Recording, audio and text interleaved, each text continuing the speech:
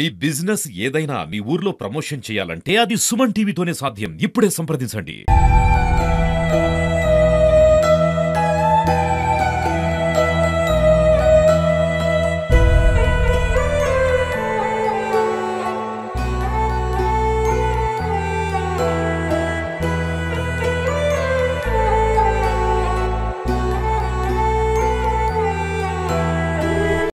Welcome to Suman TV Warangal. మనం Warangal MGM ఆసుపత్రిలో ఉన్నాం. ఇంతకుముందే అంటే దాదాపు 2 గంటల క్రితం ఎక్కడైతే గూడూరు అంబాల ప్రాంతంలో జరిగిన ప్రమాదానికి సంబంధించిన వాళ్ళ గ్రామస్తులు కూడా ఉన్నారు. మునిపల్లె గ్రామస్తులు దాదాపు 24 మంది ఒకటే టాటా ఎస్లో ఆర్టీసీ బస్సు ఢీకొనగా గాయపడ్డారు. దీనిలో ఒక అరగంట క్రితమే చనిపోవడం కూడా ఒక మహిళ చనిపోయింది. చాలా బాధాకరమైన దృశ్యం.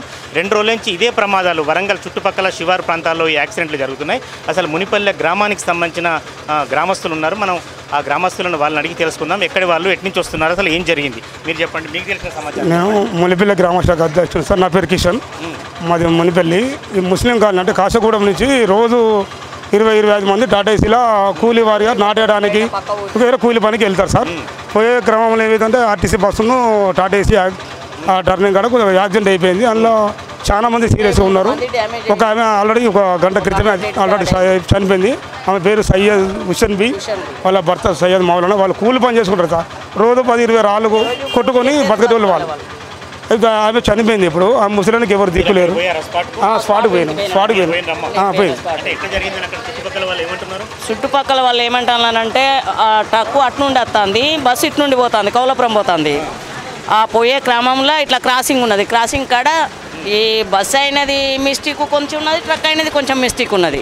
ఆ ఇద్దరు ఈయన బ్రేక్ వేసిన ఆయన బ్రేక్ వేసిన ఎవరు కంట్రోల్ చేయక వచ్చి గుద్దటానికి ఈ ట్రక్కు మొత్తం ఉల్టా పడ్డది. మొత్తం క్యాబిన్ ఉల్టా పడ్డది. స్పాట్ బాడీలో అంటే ప్రయాణికుల ప్యాసింజర్ అది కాదు. అది మరి అంతమంది రోజు ఎట్లా పోతున్నారు, ఎట్లా అది ప్యాసింజర్ కాదు, ట్రక్ అంటే లగేజ్. ఇది ప్యాసింజర్ కాదు, ఎక్కేది. అంటే వాళ్ళు కూలీ పని చేసుకుంటారు. ఎట్లా ఉంటారు సార్? కూలీ పని చేసుకుంటారు.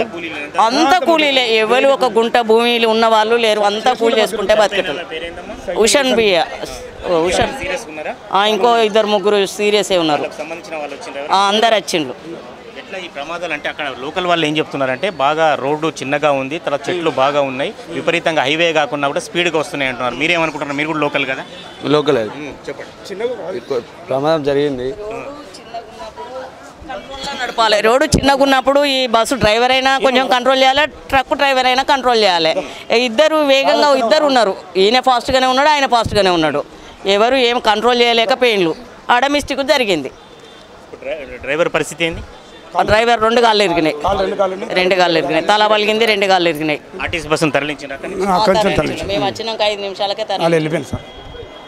వీళ్ళందరినీ ఇక్కడికి అంబులెన్స్ ఒక 5-6 2-3 టాటీస్లలో వీళ్ళందరినీ తీసుకొని రావడం జరిగింది. 1 గంట క్రితం ఆల్రెడీ చనిపోయింది ఆమె. వాళ్ళ ముసలి ఏజ్డ్ బాగా. ఇక అంబాల ప్రాంతంలో జరిగిన తీవ్రమైన ప్రమాదానికి సంబంధించి వర్ధనపేట శాసనసభ్యులు నాగరాజు గారు ఇక్కడ పరామర్శించారు. వారికి ధైర్యం చెప్పారు. పూర్తి స్థాయిలో సహాయ సహకారాలు అందజేస్తానని కూడా హామీ ఇచ్చారు. అసలు ప్రమాద తీవ్రత ఎలా జరిగింది, ఇలాంటి ప్రమాదాలు భవిష్యత్తులో జరగకుండా ఏం చేయాలని వారి మాటలు అడిగి తెలుసుకుందాం. చెప్పండి సార్. ధన్యవాదాలండి. జనరల్గా ఇలాంటి మనం చెప్పినా కూడా పాపం వాళ్ళు బీదరికం వల్ల ఏదైతే ఈ ట్రాన్స్పోర్టేషన్ ఓవర్లోడ్ ఉండట్లా జనరల్గా ఈ ఆటోలు కెపాసిటీ మించి ఎక్కించుకున్నాక ఏమవుతుందంటే కంట్రోల్ కాదు. ఒకసారి మళ్ళీ సాయంత్రం అయ్యే వరకు ఏమవుతుందంటే ఈవినింగ్ అవర్స్లో వీళ్ళ అనుమానం ఏంటంటే ఏమైనా తాగినారేమని. కానీ ఆ ముస్లిం అబ్బాయి తాగలేదు. వాళ్ళకు తాగే అలవాటు లేదు. బహుశా స్పీడ్ కంట్రోల్ కాలేదు అబ్బాయికి. మోటార్ సైకిల్ వచ్చింది, ఎదురుగా రాగానే దాన్ని తప్పిపోయిండు. వారికి అన్ని విధాలా అండగా ఉంటాం. వారికి అలాగే ఎలాంటి కలెక్టర్ గారితో కూడా మాట్లాడడం జరిగింది. వాళ్ళకి మైనర్ ఇంజరీస్ అయిన వాళ్ళందరినీ కూడా చూసుకుంటున్నాం. ఒక్కరిద్దరికి ఫ్రాక్చర్స్ ఉన్నాయి. అవి కూడా ఇక్కడనే మనకు డాక్టర్తో మాట్లాడితే వారు ఏమన్నారంటే అంత సీరియస్ లేదు సార్, మేము విల్ టేక్ కేర్. కానీ ఆ చనిపోయిన ఆమె కూడా ఒక 1 అవర్ ముందు వచ్చినా మేము రెస్క్యూ చేసి కాపాడేవాళ్ళం. కాకుంటే అప్పటికే చాలా లేట్ అయిపోయింది. అప్పటికి కార్డియాక్ అయితే 2 సార్లు కూడా సర్వేలు చేసినాం, కానీ రక్షించలేకపోయినామని బాధపడ్డారు వాళ్ళు కూడా. సో డాక్టర్స్ అంతా వెరీ కోఆపరేటివ్, చాలా అందరినీ చూసుకుంటున్నారు. ఏంటంటే మనకు బాధలు ఉంటాయి డాక్టర్లకు, అది ఎప్పుడైనా కూడా ఇలాంటి కేసులు నార్మల్ కదా, వాళ్ళు చూస్తుంటారు రోజు.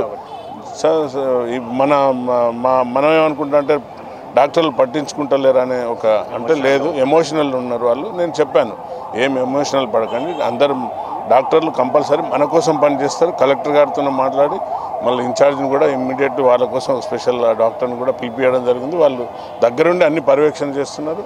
వారికి అన్ని విధాల ఆర్థికంగా కూడా ఏమన్నా ఉన్నా కూడా చూసుకోవడానికి మేము సిద్ధంగా. ఇక్కడ ఒక ప్రధాన అంశం ఏంటంటే అందరూ కూడా 20 సంవత్సరాల లోపు 300 నుంచి 500 రూపాయల కూలికి పనిచేస్తున్న వాళ్ళంతా కూడా తర్వాత ఇలాంటి భవిష్యత్తులో మీరు అటువంటి వాటికి ఎట్లా చేస్తారు రెమెడీ? ఇప్పుడు అదే కదా మా ప్రభుత్వం చేసేది అదే అన్నట్టు. ఇప్పుడు ఏదైతే ఇప్పుడు ఇలాంటి జాబ్ కార్డ్స్ ఇచ్చి ఇలాంటి వాళ్ళకు ప్రతి కుటుంబానికి 6,000 పడేటట్టు ఏదైతే 12,000 వాగ్దానం చేసినామో రైతు కూలీలను గుర్తించింది కాంగ్రెస్ ప్రభుత్వం.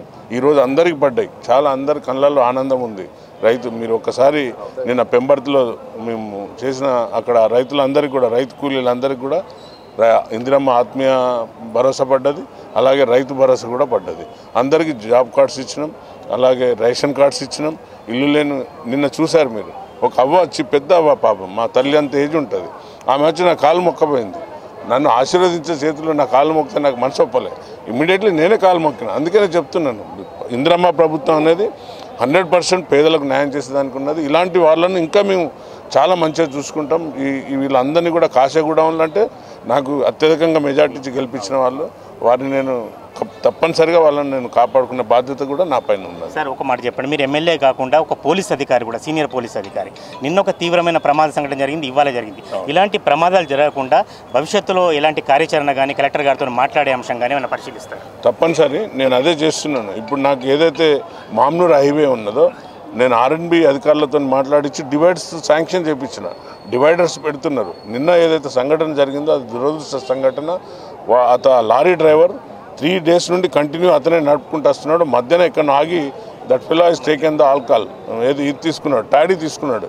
నేను ఇమీడియట్లీ చెప్పిన, బీయింగ్ ఏ పోలీస్ ఆఫీసర్గా చేసిన కాబట్టి ఇమీడియట్లీ బ్లడ్ శాంపిల్ కూడా తీసుకొని పంపించండి నమూనాలకు అని చెప్పినాం. సో బ్లడ్ శాంపిల్ కూడా తీసుకున్నారు. అతన్ని చెక్ చేస్తే డంకన్ డ్రైవ్ చేస్తే సుమారుగా 290 to 300% వచ్చింది. కాబట్టి హైవే పైన తప్పనిసరిగా ఇలాంటి చెకింగ్స్ కూడా పెట్టించే ఏర్పాటు చేసే దిశగా సిపి గారితో కూడా మాట్లాడి అప్పుడప్పుడు సర్ప్రైజ్ చెకింగ్, ఈ లారీలను హైవే పైన వస్తున్న లారీలు చాలా రోజులు ట్రావెల్ చేస్తుంటారు వాళ్ళు, అసొంటోళ్ళతో ప్రమాదాలు అవుతాయి. కాబట్టి తప్పనిసరిగా ఇన్ ఫ్యూచర్లో కూడా ఇలాంటి సంఘటనలు జరగకుండా, అలాగే ఈరోజు ఏదైతే కాశీగూడెం వాళ్ళు మా కూలీలు పాపం 300-400 కూలిపోయేస్తున్న అందరి తరుణంలో ఆ అబ్బాయి కూడా డ్రైవర్ కూడా అతనే అందరిని పాపం ఫ్యామిలీస్ తీసుకుపోయి ఫ్యామిలీని తిప్పుతాడు. అతను కూడా సివియర్గా ఇంజూర్డ్ అయ్యిండు, కాలు ఫ్రాక్చర్ అయింది పాపం. అతని జీవనోపాధం కూడా ఆటో పైన.